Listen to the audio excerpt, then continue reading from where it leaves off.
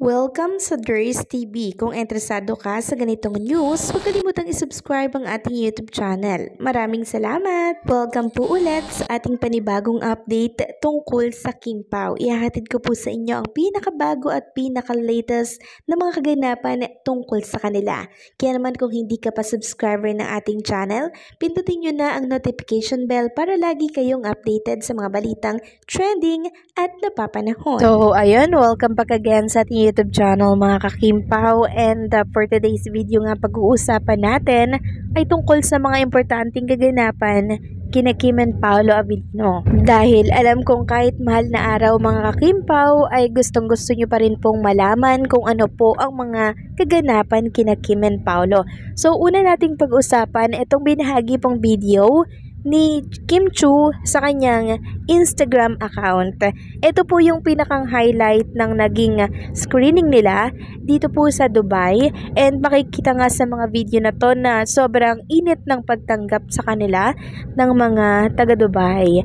Sabi nga po ng ilang mga fans na sana daw ay maulit muli itong mga ganitong ganap ni kay Kim and Paolo Abilino sa iba't ibang mga lugar, nang sa ganon ay ma-meet nila ng personal si Kim and Paolo. Nalulungkot nga po ako sa ibang mga fans na hindi po nakarating sa mismong venue dahil meron pong naligaw, meron pong hindi nakapag early book, so hindi po kasi sila familiar sa online booking, kaya po nangyari yon sa kanila. Kaya hopefully meron pang next time for Kim and Paolo. Ayon nga po sa caption ni Kim dito sa kanyang Instagram post, kalakip ang mga video nila ni Paolo Abilino. Hayaan nyo pong basahin ko sa inyo mga kakimpaw.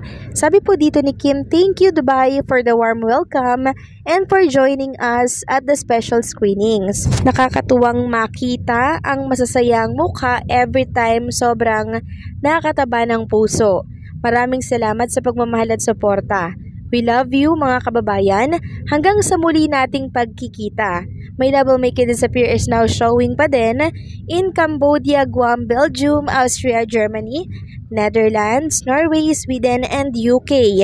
Check out daw nyo po ang @Star Cinema on IG for more updates." So ayan, grabe po ang pasasalamat ni Kim, ganun din po si Paolo Abilino sa talaga namang mainit po na pagsuporta at pagtanggap sa kanila dito po sa mga bansang pinupuntahan nila para po makapag-promote ng kanilang pelikula.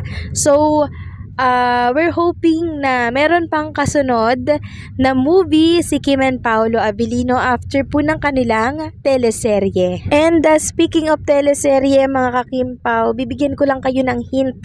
Sobrang ganda at pasabog daw po ang bagong pelikula ni Kim and Paolo Abilino. Mula po yan sa isang source, dito po yan sa X, no, na siyang shinare din po ng isang Kimpaw fan dito po sa Facebook. So in-screenshot niya po mga kakimpaw.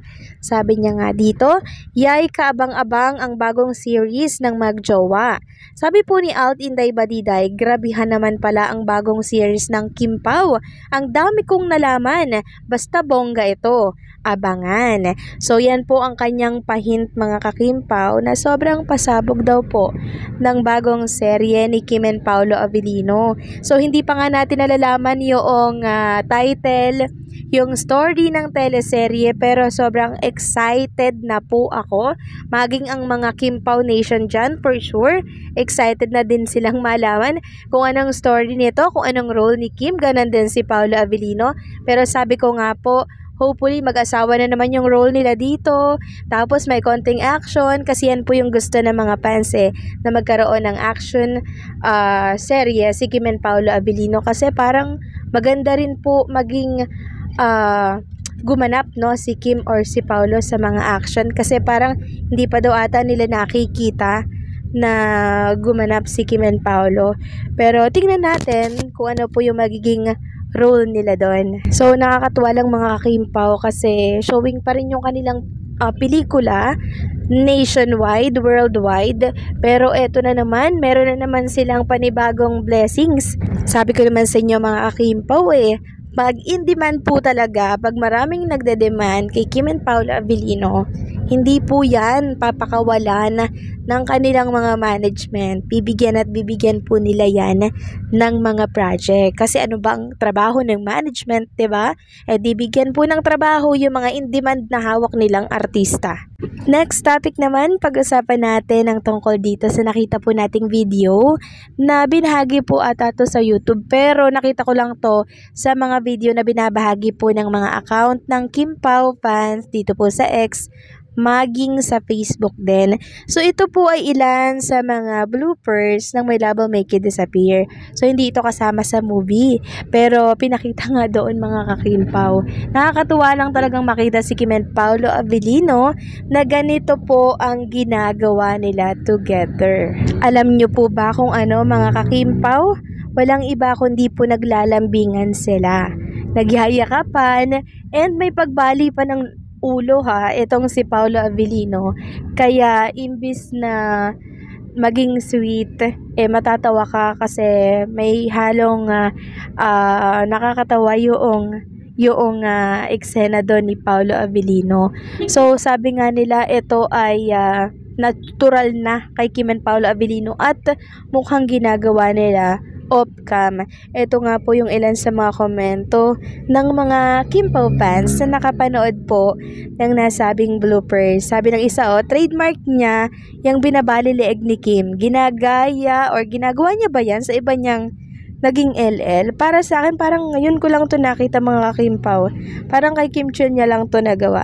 Sabi parang isa, not sure me kasi hindi ko siya sinusubaybayan with other LLs niya. Pero I think kay Kim lang niya to ginagawa. Lambing niya siguro. Tapos, sabi pa ng isa dito, feeling ko may binubulong si Kim. Tapos sabi pa ng isa, nag-enjoy talaga si Pao yung mga funny sides niya, nalalabas niya kay Kimi. Then, ito po yung last comment ganyan siguro sila ka-sweet pag sila lang dalawa, pag bebe time. Syempre naman mga kakimpaw, nakikita naman natin kahit on-cam, 'di ba, kung gaano po ka-sweet si Kim and Paolo Avellino, di lalo na pag off-cam mga kakimpaw. Syempre, sweet lagi yan si Paolo and Kim kasi nagkakaintindihan po sila parang vibes na vibes sila, no? Parang sabi nga, same feeders, flocks together.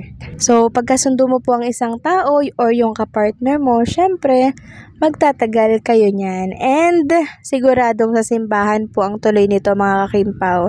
Pero sabi ko nga po, wag natin masyadong pressure ang Kimpaw. Hayaan natin na i-enjoy lang natin kung ano po yung mga sinishare nila dito sa mundo po ng social media. Okay? Enjoy lang natin ang process. So, paano mga kakimpaw? Hanggang dito na lamang po ang update natin at maraming salamat sa patuloy po na pagsuporta.